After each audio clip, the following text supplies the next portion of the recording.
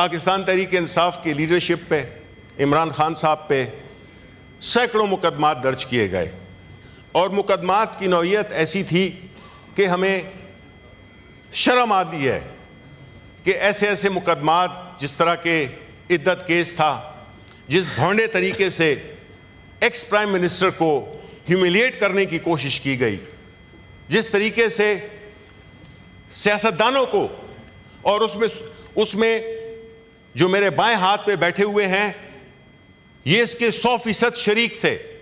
کیونکہ یہ ultimate beneficiary ہیں۔ اگر ایسا ہے تو پھر خان صاحب پہ صرف کیس نہیں بنتا تھا، پوری کیبنٹ پہ بنتا تھا،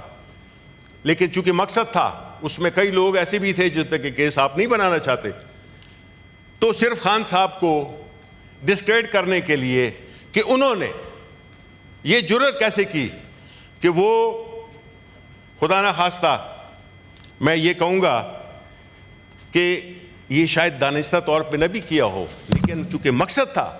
عمران خان کو نقصان پہنچانا، یہ عمل جس نے کہ دراصل پاکستان کے ان کروڑوں لوگوں کو ڈس انفرینچائز کرنے کی ایک کوشش کی، جس کی نہ نظیر ملتی ہے اور نہ کوئی حکومت، کوئی بھی سیٹ اپ اس بات کو جسٹیفائی کر سکتا ہے کہ کسی پارٹی سے اس کا انتخابی نشان چھیننا، جبکہ دوسری طرف اور کئی ایسی پارٹیز تھی جنہوں نے کہ اپنے الیکشنز بھی نہیں کرائے تھے، ان کو 20-30 ہزار روپے جرمانہ دے کر اور ان کو ویلیڈیٹ کر دیا گیا۔ لیکن چونکہ مقصد یہ تھا کہ پاکستان کی جو سب سے بڑی سیاسی جماعت اور ملک کے سب سے پاپولر لیڈر عمران خان کا راستہ روکنا تھا، اس لیے اس قسم کی جو ایک حرکت کی گئی، اس سے پاکستان کی سیاست کو، پاکستان کے سیاسی استحکام کو، پاکستان کی معیشت کو، جمہوریت کو جو نقصان پہنچا۔ لیکن سلام ہے پاکستان کے عوام کو، جنہوں نے باوجود اس کے کہ ان کی پسندیدہ جماعت کا انتخابی نشان چھین لیا گیا اور اس کی جگہ ان کو مضحکہ خیز مشکل انتخابی نشانات دیے گئے، لیکن جب قوم فیصلہ کر لیتی ہے تو پھر یہ ساری چیزیں بیکار ہو جاتی ہیں۔ میں چیلنج کرتا ہوں کہ اور کسی سیاسی جماعت کے ساتھ اگر یہی ہوتا تو آج وہ نظر بھی نہیں آتے۔ اس کے باوجود ہم نے پاکستان کی عوام کی سپورٹ سے میجورٹی سیٹس حاصل کیں۔ وہ الگ بات ہے کہ فارم 45 47 میں تبدیل کر دیے گئے اور ایک کٹ پتلی حکومت بنا دی گئی۔ بہرحال یہ سیاسی تاریخ میں لکھا جائے گا کہ اس کے کون کون کردار تھے اور کون سہولت کار تھے۔ اب چلتے ہیں کہ اس کے نتیجے میں، یعنی وہ ایک غلط فیصلہ، وہ ایک غیر جمہوری، غیر آئینی فیصلہ، اس نے ایک ٹرینڈ سیٹ کر دیا کہ وہ دن ہے 14 جنوری اور آج دوسرا 1 سال ہو گیا ہے، نہ اس ملک کی سیاست جگہ پر آئی ہے، نہ اس ملک میں سیاسی استحکام آیا ہے، نہ اس ملک کی معیشت بہتر ہوئی ہے، نہ اس ملک کے عوام کو وہ اعتماد ملا ہے کہ ان کا ووٹ ان کے نمائندوں کو نہیں ملا،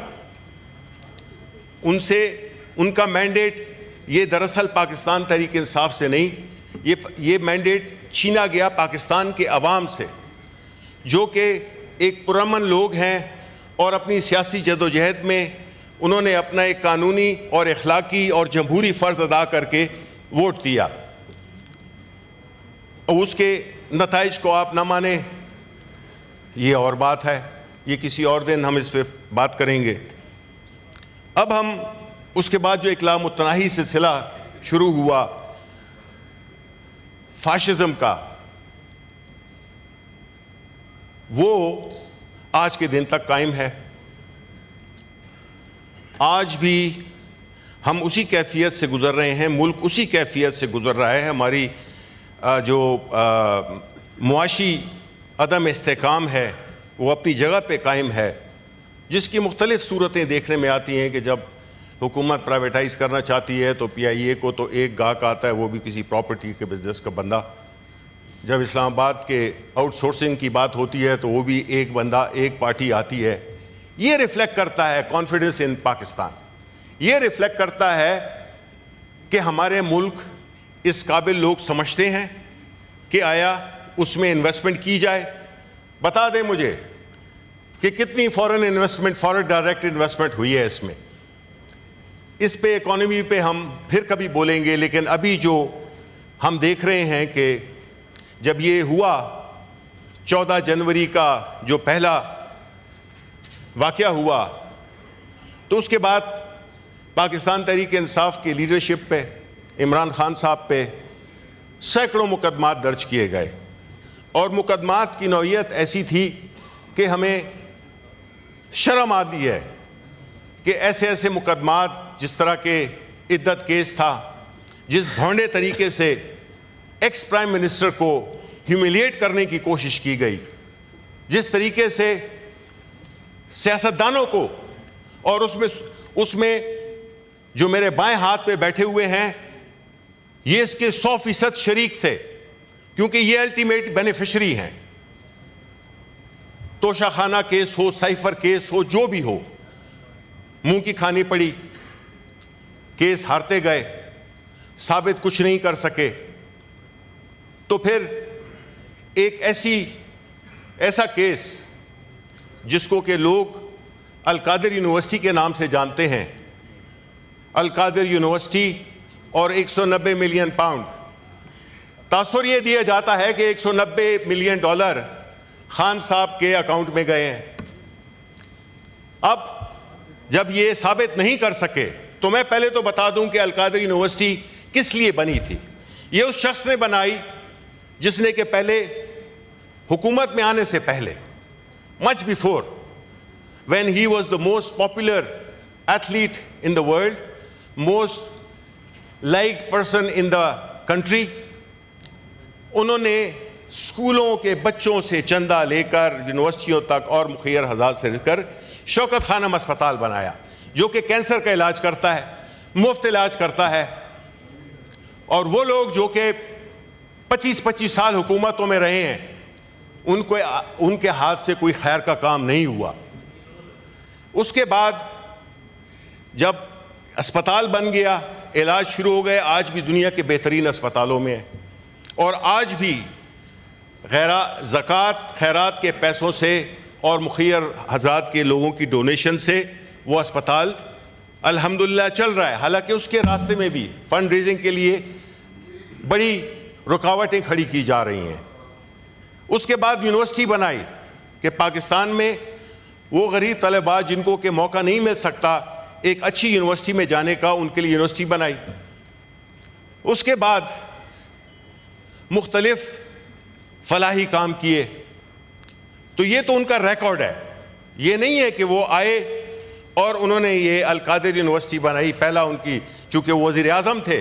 اس لیے جو ہے تو انہوں نے آف آل دا پلیسز, وہ جوہلم میں ایک سائٹ پہ, ایک جگہ پہ انہوں نے اس کی بنیاد رکھی, جو کہ ایک ٹرسٹ تھی.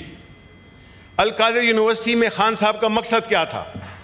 مقصد تھا کہ ہمارے ملک میں بدقسمتی سے اتنی آگہی نہیں ہے, خاص طور پہ ینگ جنریشن کو, کہ وہ حضور صلی اللہ علیہ وسلم کی زندگی یعنی سیرت النبوی اس کا مین آبجیکٹو تھا کہ اس پہ تعلیم دی جائے, اور ٹیکنالوجی پہ, تاکہ ہمارا ایک اسلامی ملک ہے, ہمارے پیغمبر حضرت مصطفیٰ صلی اللہ علیہ وسلم کی زندگی ہمارے لیے ایک رول ماڈل ہے. تو اس کو کیوں نہ ایک ایسے ادارے سے کہ وہ کم از کم یہ روشنی پھیلاتا رہے حضور صلی اللہ علیہ وسلم کی زندگی کا. ہوا کیا, کیس کیا بنایا گیا؟ حسن نواز جو کہ نواز شریف صاحب کے صاحبزادے ہیں, انہوں نے ایک پراپرٹی بیچی ملک ریاض کو. وہ پراپرٹی جو کہ کہتے ہیں, مجھے اس کی تفصیلات نہیں پتہ, لیکن جو کہتے ہیں کہ وہ کوئی 20 ملین پاؤنڈز کی تھی, اس کو 40 ملین پاؤنڈز شو کیا گیا. تو وہاں کی جو نیشنل کرائم ایجنسی ہے, انہوں نے اس پہ انویسٹیگیشن شروع کر دی, کیونکہ پراپرٹی کی پرائسز اور جو پیمنٹ ہوئی اس سے شکوک و شبہات ابھرے. ان کا ملک ریاض کا اور ان کا سلسلہ چلتا رہا, اور نیشنل وہ جو تھی کرائم ایجنسی, انہوں نے یہ فیصلہ کیا کہ یہ پیسے اس کو واپس بھیج دیا جائے. وہ پیسے, چونکہ یہ ایگریمنٹ ہوا تھا ملک ریاض میں اور نیشنل کرائم ایجنسی میں, NCA کے درمیان, اس میں حکومت کا کوئی تعلق نہیں تھا. وہ پیسے بھیج دیے گئے انہوں نے پاکستان سپریم کورٹ کے اکاؤنٹ میں. پاکستان سپریم کورٹ کے اکاؤنٹ میں جب بھیجے گئے تو کیبنٹ میں یہ بات آئی کہ یہ اس طرح کی ارینجمنٹ ہے جس میں کہ NCA کی کنڈیشن ہے کہ اس ایگریمنٹ کو پبلک نہ کیا جائے, اس ایگریمنٹ کو کانفیڈینشیل رکھا جائے. کیبنٹ نے اس کو اوکے کر دیا. جوائنٹ رسپانسبلٹی ہوتی ہے. اگر ایسا ہے تو پھر خان صاحب پہ صرف کیس نہیں بنتا تھا, پوری کیبنٹ پہ بنتا تھا. لیکن چونکہ مقصد تھا, اس میں کئی لوگ ایسے بھی تھے جس پہ کہ کیس آپ نہیں بنانا چاہتے, تو صرف خان صاحب کو ڈسکریڈٹ کرنے کے لیے کہ انہوں نے یہ جرأت کیسے کی کہ وہ, خدا نہ خواستہ میں یہ کہوں گا کہ یہ شاید دانستہ طور پہ نہ بھی کیا ہو, لیکن چونکہ مقصد تھا عمران خان کو نقصان پہنچانا, ان کو سزا دینی, تو اس کیس کو, جس میں کہ انہوں نے بنیادی طور پہ جو ان کی خواہش تھی اور جو اس کا آبجیکٹو تھا, مین آبجیکٹو تھا حضور صلی اللہ علیہ وسلم یعنی سیرت النبوی کو پروموٹ کرنا, تو آپ انتقام میں اتنے اندھے ہو گئے کہ آپ نے سیرت النبی پہ بننے والی کا مقصد رکھنے والی یونیورسٹی کو آپ نے کنٹروورشل بنا دیا. اس سے آپ نے ظاہر کیا کیا؟ آپ نے ظاہر یہ کیا کہ بھئی اگر اس ملک میں کوئی اچھا کام کرے گا, کوئی فلاحی کام کرے گا,